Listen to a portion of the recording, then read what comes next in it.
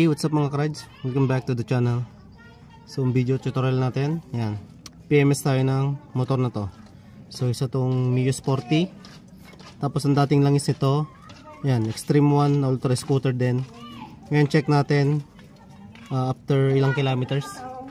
4,000 sila. 4,000. Yeah, mga 3 to 4,000. Nandun yung odo nung langis na to. Tara, buksan natin kung ano itsura niya. Okay?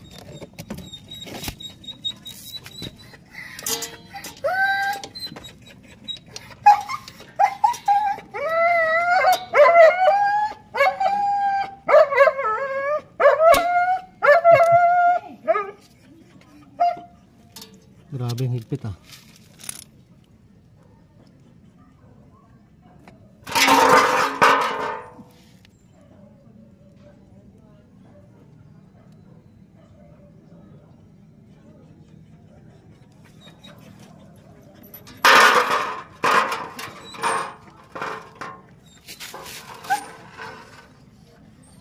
$4,000.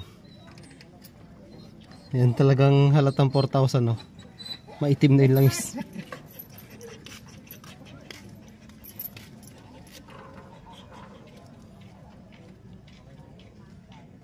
Pero tignan natin kung nagbabawas to. So, Mio Sporty, ang nilalagay dyan ay 800 ml.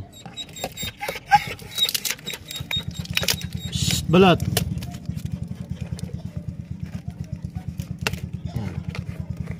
Napakasil. So, ganito ako katiwala dito sa langis na to. Kahit 500 lang yung ayan, panukat natin. So, magbabawas tayo ng 200 ml. 1 liter yan ano. Bawas lang tayo ng 200.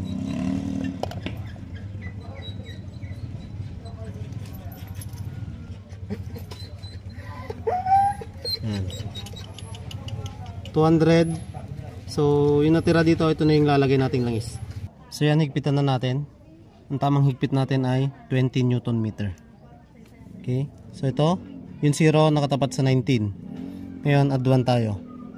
0.4, 0.8, 0.9, 0.10. So, 19 plus 1, 20 na yan. Lock natin itong knob. Tapos, ikan natin.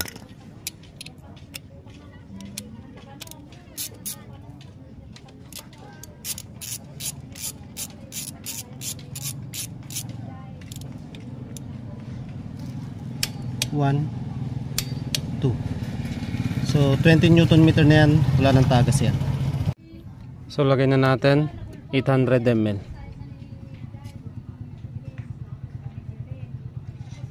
Yung itsura nung langis natin.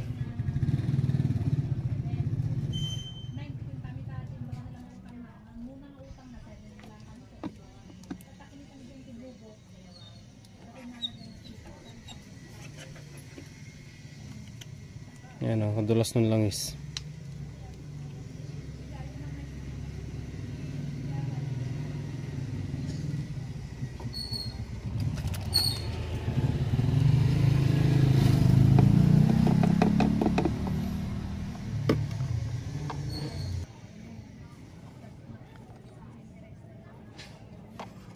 Okay. Tapos pandarin na natin. Check natin kung gaano katahimik kapag yung motor mo alaga ng Extreme 1. So ito, magdadalawang taon na tong Extreme 1 yung langis. Andarin natin.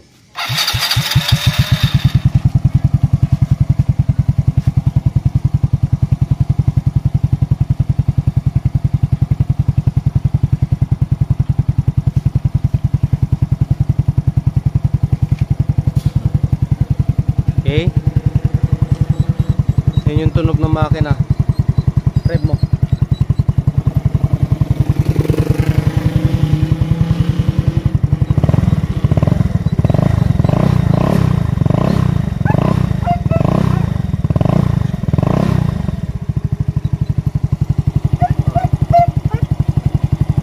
So yan yung tunog ng makina natin.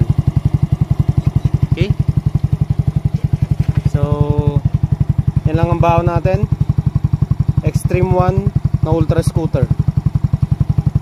Basta Extreme 1 number 1 yan. Okay? Ride safe.